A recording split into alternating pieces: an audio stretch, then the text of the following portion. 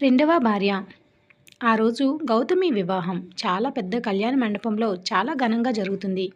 ఆ వివాహం తరపున గౌతమిని తయారు చేస్తున్నారు.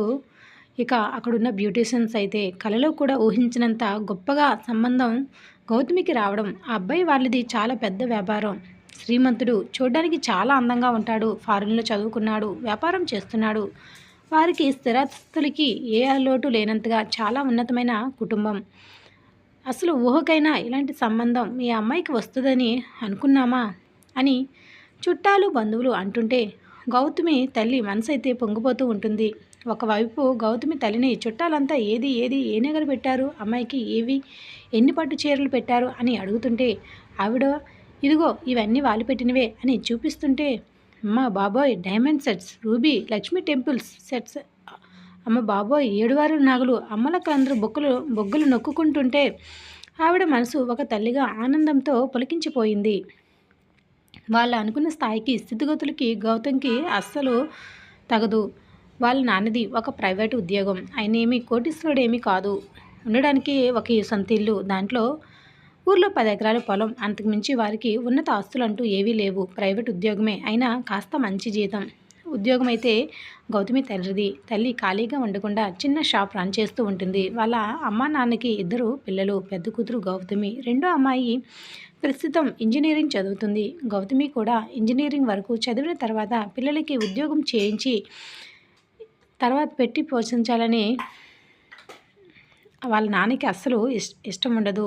అతను బొమ్మరిల్లు ఫాదర్ లాగా చాలా స్ట్రిక్ట్గా ఉంటాడు కూతుర్లకి. ముందే కొన్ని కండిషన్లు పెట్టి వాటిని అతిక్రమించితే ఎటువంటి పరిణామాలు జరుగుతాయో ముందే హెచ్చరించడంతో తండ్రి మాట జాగ్రత్తగా 2 కూతుర్లు వింటారు.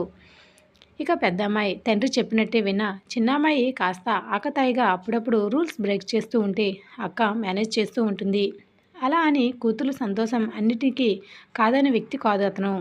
కాకపోతే ఇప్పుడున్న పరిస్థితులకు ప్రతి ఆడపిల్ల తండ్రి భయపడినట్టే అతని కూడా కొన్ని భయాలు ఉన్నాయి. వాటికి తగ్గట్టుగానే కూతుర్లకి కండిషన్లు పెట్టి జాగ్రత్తగా చూసుకుంటారు. కొందరు ప్రేమ వివాహాలు చేసుకుని తల్లిదండ్రులను బాధపెట్టి వాళ్ళు చాలామంది అయితే ఉన్నారు కదా. అలాంటి తన కూతుర్లు కూడా ఎక్కడ చేస్తారు అనే భయం ఆ తండ్రిని వెంటాడుతున్న కూతుర్ల మీద ఉన్న నమ్మకం కాస్త స్థిమితంగా ఉండేటట్టు చేస్తుంది. గౌతమి తండ్రి మాట ఎప్పుడూ కూడా జవదాటదు. కాలేజ్ అయిపోయిన వెంటనే ఇంట్లో తల్లికి సహాయం చేస్తూ షాప్లో చూసుకుంటూ ఉంటుంది. ఊర్లో వాళ్ళదే పెద్ద షాప్ అవడంతో మంచి రాబడి కూడా వస్తూ ఉండడంతో 2 కూతుర్లకి ఏ లోటు లేకుండా చూసుకుంటూ పెళ్ళికి బ్యాంకులో కొంత అమౌంట్ కూడా దాచుకుంటారు. గౌతమికి వచ్చిన సంబంధం గౌతమిని ఇష్టపడి చేసుకుంటున్నారు. రూపాయి కానీ కట్నం లేకుండా ఏమీ ఆశించకుండా చేసుకుంటున్నారు. అది మరింత సంతోషంగా ఉంటుంది గౌతమికైతే. వాళ్ళ తల్లిదండ్రులకు కూడా. అప్పటికి ఏదైనా లోటు ఉందో ఏమని గౌతమి వాళ్ళ నాన్నగారు అబ్బాయి వాళ్ళ తరపున తెలిసిన వాళ్ళతో చాలా వరకు ఎంక్వైరీ చేయించారు. అయినా పెద్దగా వేరేగా చూపించడానికి ఏ విధంగా కూడా ఎవరు ఏమి చెప్పకపోగా అందరూ కూడా అబ్బాయి గురించి మంచిగానే చెప్పడంతో ఇక పెళ్లి సంబంధం ఉంటే నీకు ఆయన చేశారు. గౌతమి నాన్నగారైతే గౌతమి తండ్రి వాళ్ళ ఒక మంచి అబ్బాయిని చూసి సరైన వయసులో పెళ్లి చేస్తే పంపిస్తే బాగుంటుందని అనుకుని పిల్లలు పేరయ్యకి అమ్మాయి ఫోటో ఇచ్చి మంచి సంబంధం ఉన్న అబ్బాయికి చెడు అలవాట్లు లేని అబ్బాయిని ఇక పోరు పెట్టి అత్తగారు లేక ఆడపడుచు ఉన్న సంబంధం కాకుండా మంచి సంబంధం వెతికి తీసుకురండి అని అతనైతే చెప్తారు. అనుకోకుండా గౌతమి ఇప్పుడు పెళ్లి చేసుకుంటున్న అరవింద్ వాళ్ళ ఇంటికి వెళ్ళింది. అలా వెళ్ళేసరికి వాళ్ళకి గౌతమి వాళ్ళ కుటుంబం చాలా నచ్చి స్వయంగా వాళ్ళే వెళ్ళి పెళ్ళిళ్ళ పేరయ్యతో కబురు పంపి తర్వాత పెళ్లి చూపులకు ముందు పెద్దవాళ్ళు వచ్చిన తర్వాత అరవింద్లో తీసుకుని వచ్చారు. ముందు పెద్దవాళ్ళు వచ్చినప్పుడే గౌతమిని చూసుకుని అమ్మాయి పుత్తడి బొమ్మలా ఉంది. మాకు రూపాయి కానీ కట్టిన కానుకలు కూడా మీకు అక్కర్లేదు. పిల్లని పంపితే చాలు. నిశ్చితార్థం ఖర్చులు, పెళ్లి ఖర్చులు, బట్టలు, నగలు మొత్తం మేమే చూసుకుంటాం. మీరు మీ చిన్నమ్మాయి గురించి ఆలోచించండి.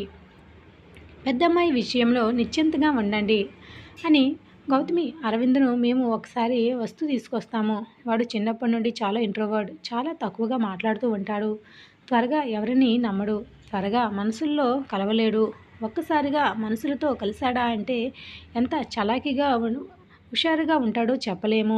కాకపోతే మొదటి వాడు గలగల మాట్లాడలేదని నువ్వు ఏమీ అనుకోవద్దమ్మా అంటే ఇంట్రోవర్డ్ ఎలా ఉంటారో నాకు తెలుసండి అని చెప్తుంది గౌతమి అయితే వచ్చే వాళ్ళతో.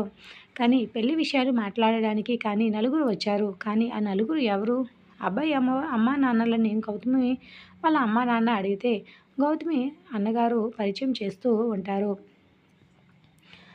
అరవింద్ నాన్నగారు పరిచయం చేస్తూ ఉంటారు. తిను మా బావ, తను నా చెల్లెలు, మేమందరం ఒకే దగ్గర ఉంటాము. వాళ్ళకి ఒక కొడుకు. మా అరవింద్తో పాటు అజయ్ కూడా కంపెనీలోనే వర్క్ చేస్తూ ఉన్నాడు. ఇద్దరు కూడా కంపెనీలను చూసుకుంటారు. అరవింద్ మమ్మల్ని ఎలా ట్రీట్ చేస్తాడో వాళ్ళని కూడా అలాగే చూసుకుంటాడు.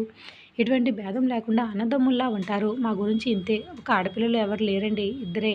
వాళ్ళిద్దరూ వ్యాపారం చూసుకుంటున్నారు. మేము కూడా ఎక్కడికి వెళ్ళము. ఇంతకుముందు వ్యాపారం చేసే వాళ్ళమే. ఇప్పుడు ఇద్దరు కొడుకులు అందుకు వచ్చిన తర్వాత మేము ఇంట్లో రెస్ట్ తీసుకుంటున్నాం అని పెద్ద వాళ్ళ గురించి అయితే బయోడేటా గౌతమి వాళ్ళకి చెప్తారు. మేమందరం కలిసే ఉంటాం అని చెప్పేసరికి చాలా సంతోషపడిపోతారు. వీళ్ళు మేనల్లుడు కొడుకులు అనుకున్నారంటే వీళ్ళకి ఎంత మంచి వాళ్ళు అయితే వాళ్ళని తెచ్చి వీళ్ళు ఇంట్లో పెట్టుకుంటారు. వాళ్ళు ఎంత మంచి వాళ్ళైతే పేర్లలో ఏ స్వార్థం లేకుండా కలిసిపోయి మేనల్లుడిని కొడుకుని అనుకుంటున్నారంటే అరవింద్ కూడా వీళ్ళతో ఎలా ఉంటాడో అని వాళ్ళకు అప్పుడే వీళ్ళ మీద మంచి అభిప్రాయం వస్తుంది. ఆ తర్వాత అరవింద్ వచ్చాడు. వచ్చినప్పుడు అరవింద్ని గౌతమి గదిలోకి పంపిస్తారు. అరవింద్ అస్సలు ఏమీ మాట్లాడలేదు, మౌనంగా కూర్చుని ఉంటాడు. గౌతమి కానీ ఎక్కడ చదువుతుంది, ఏం చదువుతుంది ఇవన్నీ చెప్తుంటే కాసేపు ప్రశాంతంగా వింటాడు. విన్న తర్వాత నాకు కొంచెం ఆఫీస్లో మీటింగ్ ఉంది, వెళ్ళాలి అని అంటే గౌతమి సరే అన్నట్టు తల ఊపగానే లేచి వెళ్ళిపోతాడు. అబ్బాయికి ఈరోజు మీటింగ్ ఉందని నిశ్చితార్థానికి ఏర్పాట్లు చేసుకుందామని ముహూర్తం పెట్టించుకొని చాలా ఘనంగా నిశ్చయ తాంబూలాలు మార్చుకుంటారు. తర్వాత అబ్బాయి ఫోన్ నెంబర్ గౌతమి వాళ్ళ చెల్లి అడిగి మరీ గౌతమికి ఇచ్చింది. చాలాసార్లు అక్క చెల్లెలు ఫోన్ చేద్దామని మాట్లాడదామని అనుకున్నా అసలు అరవింద్ మాట్లాడతాడో లేదో అని అనుకున్నారు. చాలా రోజుల వరకు చూశారు. ఒక్కరోజు కూడా అరవింద్ నుండి ఫోన్ కానీ మెసేజ్ కానీ రాకపోవడంతో ఇక గౌతమి చెల్లెలు అక్క ఏంటక్క ఈ రోజుల్లో కూడా ఇలా ఎవరైనా ఉంటారా, కనీసం పెళ్ళి ఫిక్స్ అయ్యింది అంటే ఎన్నిసార్లు ఫోన్లు మెసేజ్లు షాపింగ్లు డేటింగ్లు అని ఎంతలా తిప్పుతారో, ఎప్పుడు వ్యాపారం తప్ప ఇంకొక ధ్యాస ఉండదా అతనికి, ఇలా అయితే చాలా కష్టం, ఒకసారి నువ్వైనా ఫోన్ చేయు అని విసిగిస్తూనే ఉంటే గౌతమికి ఉన్న నెమ్మదితనం వల్ల రోజు తన చెల్లెలు గట్టిగా చేయదు. కానీ తన చెల్లెలు గట్టిగా పట్టేసరికి చేయక తప్పదు. ఎన్నిసార్లు చేసినా బిజీ అని మెసేజ్ తప్ప ఫోన్ లిఫ్ట్ చేయడు ఎప్పుడూ కూడా. చాలా బాధపడుతుంది. అది మొహంలో కనిపించనివ్వకుండా ఉండిపోయేది గౌతమి. కానీ రాత్రి పడుకునేటప్పుడు మాత్రం అరవింద్ను తలుచుకుని చాలా బాధపడేది. హాయ్ అని కాస్త 2 మాటలు అయినా మాట్లాడలేదని చూడడానికి మాత్రం మహేష్ బాబులా అందంగా ఉన్నారు. ఏం లాభం, మాట్లాడితే ఏం వచ్చిందో, ముత్యాలు ఏమైనా రాలిపోతాయా అని తిట్టుకుంటూ నిద్రలోకి జారుకుంటుంది. ఒక్కసారి కూడా అరవింద్ ఫోన్ చేయలేదు. ఇక దాంతో గౌతమి చేస్తే I am busy right now అని మాటికి ఎన్నిసార్లు ఫోన్ చేసినా అదే మెసేజ్లు వస్తూ ఉండడంతో గౌతమి అయితే ఎప్పుడు కూడా అతనితో మాట్లాడలేదు. ఏం చేస్తున్నారే మీ ఇద్దరు కలిసి అని గౌతమి వాళ్ళ అమ్మ అడిగేసరికి బావ ఫోన్ చేస్తున్నాం అని ఇక చెల్లెలు సమాధానం చెప్పేసరికి నోరు మూయి చెయ్యి ఇక వాళ్ళ అమ్మ అయితే నోరు మీద చెయ్యి వేసుకుని ఏంటి మీరు ఎలా చేస్తున్నారు, అసలు అమ్మాయిలైనా మీరు, ఇదేనా మేము పెంచిన పెంపకం అని గయ్యం అంటుంది ఒక్కసారిగా గౌతమి వాళ్ళ అమ్మ.